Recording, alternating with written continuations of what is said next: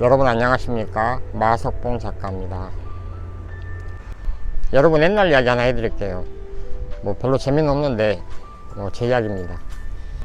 지방의 한 작은 소도시에서 커피숍이 많지 않던 시절이었어요. 20년 전에 어떤 분이 커피숍을 오픈했대요. 아주 예쁜 커피숍을 오픈해서 장사가 너무 잘 된 거예요. 가게 인테리어도 아주 독특하게 잘했고. 그런데 그분이 하루는 저를 찾아왔어요. 굉장히 심각한 표정으로 울먹울먹하면서. 그 가게가 너무 잘 되다 보니까 주변에 커피숍이 한두 개 더 생긴 거예요. 그런데 지금은 10개, 20개가 됐답니다. 주변이. 왜 장사가 하겠습니까? 비즈니스에는 산업효과와 기대효과라는 게 있습니다. 산업효과는 나도 모르는 사이에 시대와 구조 자체가 변하는 거고, 기업효과는 내가 어떻게 기업을 운영하느냐입니다. 실제로 이런 구조가 불가항력일 수가 있어요. 자연재해라든가 어떤 동종업체, 경쟁업체들이 많이 생긴다든가. 내가 안 되는 이유가 진짜 장사를 못해서 안 되는 건지, 산업효과 때문에 예기치 못한 일들이 발생해서 내가 이렇게 장사가 안 되는 건지, 그런 부분들을 면밀하게 한번 따져봐야 돼요. 냉정하게 지금 내가 하고 있는 일이 경쟁력이 있는지 없는지 그런 생각을 한번 해보고 정확히 알아봐야 되는 거예요. 그런 생각 자체를 안 하면 문제가 있는 겁니다. 그렇게 주변에 경쟁 가게들이 많이 생겨도 그 업을 계속 고집해야 된다면은 벤치마킹을 해야 됩니다. 진짜 잘 되는 가게를 가서 한번 알아보는 거예요. 왜 저 가게는 잘 되는가, 내 가게는 안 되는가, 그 문제점과 원인을 찾아야 됩니다. 너무 쉬운 문제인데 사람들은 막막하게 한숨만 쉬고 그냥 앉아있는 거예요. 왜 안 되지, 왜 안 되지 하고. 가서 여러가지 음식도 좀 시켜보고, 매장 주변도 훑어보고, 주인의 상태도 보고, 종업원들은 어떻게 일하는지 관찰도 하고, 면밀하게 검토하고 살펴봐야죠. 조사해보고 따져보고. 그렇게 잘 되는 가게에 가서 아이템이나 방법론을 찾아봐야 됩니다. 미술대학 졸업하고 대학 4학년 때 입시미술학원을 했어요. 꽤 잘 됐었습니다. 미술대학을 가려고 하는 학생들이 한 100만 가까이 있었고. 아무튼 그런데 제가 한 1년 차에 그만했어요. 왜냐면 이제 중간에 대학을 떨어진 애들을 보니까 마음이 너무 아프더라고요. 괜히 죄책감도 느끼고 학부형들한테도 계속 미안하고, 지나가다 오다가다 알았던 동네 삼촌이 있어요. 거기 저축은행을 하고 있는 은행장이었는데 그분을 찾아갔죠.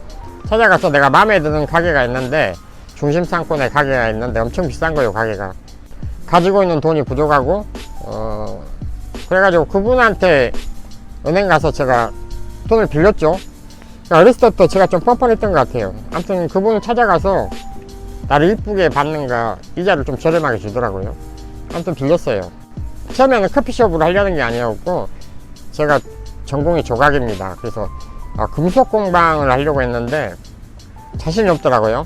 금속 공방 해가지고 밥 먹고 살기가 좀 어려울 것 같더라고요. 그래서 그냥 커피숍을 한 거예요. 근데 커피숍을 할 때 어떻게 했냐면은, 테이블을, 여러분 기금속집 가면은 금반지 은반지 파는 쇼케이스 있잖아요. 테이블을 그렇게 고급스러운 쇼케이스를 커피숍 테이블로 내가 만들었어요. 그렇게 따로 제작을 한 거예요.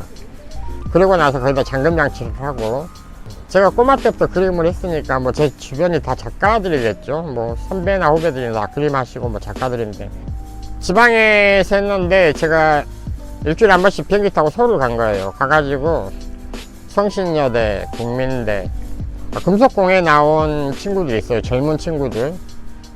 쉽게 말하면 배고픈 작가들이죠. 이 친구들이 이제 금은 비싸니까 은제품, 은반지, 은으로 된 목걸이, 이렇게 수공예품을 만들어요. 금속공이랑. 반지 하나에 2만원, 팔찌 하나에 5만원, 6만원 했던 것 같아요. 그렇게 가방에다가, 큰 돈은 아니지만 좀 많은 돈을 가져가서 싹쓸이 해가지고 왔어요. 주변 작가들 거 많이 사줬고요.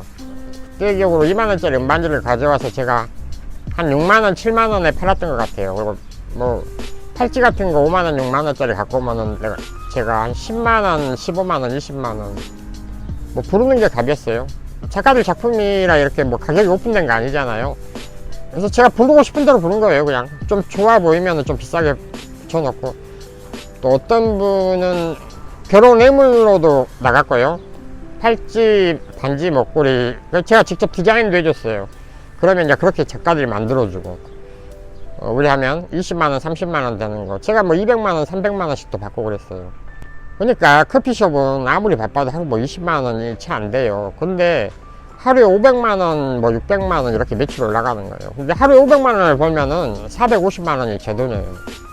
얼마나 돈을 벌었겠어요. 28, 29배. 그러다 보니까 사람이 좀 오만해지더라고. 한 달 내내 커피숍에 있어야 되고 맨날 저녁에 친구들 만나서 당구도 치고 술도 먹고 싶고 놀러 가고 싶은데 거기에 막 가게에 처박혀 있어야 되고 너무 싫더라고. 그래서 한 7개월, 8개월째 돼가지고 가게를 넘겼어요. 주변에 많은 사람들이 쫓아왔죠. 가게 주라고. 근데 그렇게 평소에 알고 있던 여성분한테 내가 가게를 줬는데 안 되는 거죠. 그분은 뭐 미술을 안 했고 예술적인 안목도 없고. 그래서 그분이 찾아온 거예요. 제 앞에서 이렇게 굉장히 슬픈 표정을 짓고 울먹울먹 하길래 그러면 이 친구를 내가 다시 살려줘야 되겠다. 그러면 어떤 매장의 어떤 체질적인 형태를 바꿔야 되겠다 해서 제가 이 친구 손을 잡고 서울의 모 호텔 주방장을 만나러 가요.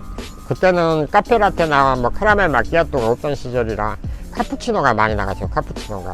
그 호텔 주방장한테 그때 내가 70만원이가 줬거든요. 근데 그 호텔 주방에서 10분 15분 배웠어요. 그 친구와 같이. 어떻게 했냐면 그때 보면은 커피 재료상에서 카푸치노 분말 오면 뜨거운 물하고 이렇게 혼합해 가지고 주는데 그 주방장은 바닐라 아이스크림이 있죠. 우리 뭐 투게더 같은 거 옛날에 바닐라 아이스크림 있는데 스푼으로 크게 하나 떠가지고 그 카푸치노 재료하고 같이 조그만 주전자에 넣어가지고 그 아이스크림, 바닐라 아이스크림 한 스푼하고 같이 끓이는 거예요. 딴 거 재료 없었어요. 그렇게 하다 보니까 그 카푸치노 안에 그 고소한 맛과 우유의 그 고소한 맛과 아이스크림의 달달한 맛이 이렇게 배어져 나오는 거예요. 10분 배웠어요. 10분 배우고 내가 그때 70만원인가 80만원인가 줬던 것 같아요. 기억에. 근데 그게 하루에 막 50잔 80잔 나갔다니까요. 그리고 나서 그 친구를 데리고 이대 앞에서 과일 주스를 제일 잘한다는 과일 주스 전문점에 갔어요. 그 과일 주스 전문점 사모님한테 제가 비법을 좀 배우려고 그런다고 사례하겠다고 했는데 안 가르쳐 주더라고요. 제가 며칠을 쫓아다녔어요. 지방에 안 내려가고 거기서. 그래서 그 사모님이 며칠 만에 가르쳐 주더라고. 특별한 첨가제가 하나 있었어요. 과일마다 수분이 틀리다 보니까 물량. 볶음밥도 홍대 앞에 칠판볶음밥집을 간 거예요. 거기서 이제 주방장 만나가지고 거기는 50만원 해결됐는데 오래 안 배웠어요. 1시간 정도 배웠는데 딴 거 없었어요. 그때 당시 식용유로 많이 볶았었거든요. 참기름이 되게 비쌌던 시절 같아. 근데 그 집은 저기 식용유를 안 쓰고 참기름으로 볶은 거예요. 참기름으로. 이 볶는 시간하고 그 밥이 건조되어 있는 그런 상태를 나한테 정확히 가르쳐 주더라고. 그걸 배운 거죠. 그러니까 확실히 그 단순한 간독의 차이인데 음식이 너무 맛있는 거예요. 그렇게 해가지고 영업 스타일이나 어떤 메뉴나 이런 것들을 다시 보강하고 다시 준비를 한 거예요. 그래서 그 친구가 다시 이렇게 회복이 되고 엄청나게 돈을 많이 벌었던 것 같아요. 몇 년 사이에. 제가 판단했을 때는 그 당시에 그 분야에서 제일 잘한 사람들이었어요. 그래서 찾아간 거죠. 무작정. 일면식도 없는데 우리가 살면서 꼭 인생에 있어서 피드백을 받아야 될 때가 있는 것 같더라고요. 내가 나를 잘 몰라요. 그러면서 거기서 음식만 배운 게 아니라 장사의 방법, 노하우, 매장 관리 이런 것도 다 배운 거예요. 그 사람들의 경험을 배운 거예요. 그럴 때 정확하게 진단을 받아야 되고 그래서 그런 사람들을 전문가라고 이야기하는 겁니다. 프로페셔널. 여러분 용기를 내서 찾아가야 됩니다. 그래서 어떤 문제가 있는지 그 문제에 대한 것들을 해결하고 모르는 게 있으면 배워야 돼요. 그때는 그렇게 해서 운이 좋아서 다시 성공을 했는데 그 친구가 지금 돌이켜 보면은 또 그런 상황이 온다고 하면은 되냐? 안 그래요. 실패할 요인도 많아요. 그런 상황하고 지금 상황하고 안 맞는 경우도 많거든요. 매장 위치라든가 매장을 찾아오는 손님들의 연령대, 동선 이런 게 다 틀리다 보니까 꼭 그렇게 배워도 100% 성공한다는 보장은 없습니다. 그래서 냉정하게 그런 것들을 확인하시고 판단은 본인이 하는 거예요. 성공할지 실패할지. 이게 확률 싸움이거든요. 그래서 분석을 하는 겁니다. 그렇게 정확하게 데이터를 가지고 분석을 하는 거죠. 이를테면 목 좋은 곳에서 짜장면집을 열었어요. 근데 주인이 짜장면을 만들 줄도 몰라요. 그러면 그 짜장면집이 성공할까요? 실패할까요? 100% 망합니다. 100%. 제가 하려는 이야기는 자영업이든 네트워크 마케팅이건 간에 10년을 하고 20년을 하는 게 중요한 게 아니라니까요. 어떤 업에 대해서 정확하게 알고 깨닫는 게 더 중요해요. 그래야 우리가 그 일을 잘할 수 있지. 여러분 알아야 돼요. 모르면 맨날 당해요. 무림의 세계는 무섭습니다. 내공이 센 사람들이 많아요. 산에서 돌을 몇 년씩 닦고 내려왔는데 이 강호에 나와보니까 내공이 센 사람들이 너무 많은 거예요. 나는 칼을 빼기도 전에 그냥 쓰러지고 죽는 거예요. 부자는 더 많은 부를 쟁취하고 가난한 사람들은 계속 가난한 사람이 되고 중산층은 몰락하고 무너지고, 그런 걸 가르쳐 요즘 충자 독식의 세계라고 이야기합니다. 그래서 우리는 메타인지를 엄청나게 높여야 되고 철저하게 분석할 줄도 알아야 돼요. 오늘 점심 먹고 갑자기 차 한잔 마시러 커피숍에 왔는데 손님이 너무 없는 거예요. 그래서 매장 주인한테 물어봤죠. 장사 어떠시냐고. 한 40%에서 50% 감소됐다고 합니다. 코로나 때문에. 힘든 시국입니다. 제가 원래 이렇게 진지한 사람이 아니거든요. 장난도 잘 치고 실없는 소리도 많이 하는 사람인데 몇 주간 좀 딱딱한 주제로 여러분들과 이야기를 한 것 같아서 오늘은 좀 가벼운 이야기를 하고 싶어서 일부러 가벼운 이야기를 한 것 같습니다. 감사합니다. 마석봉입니다.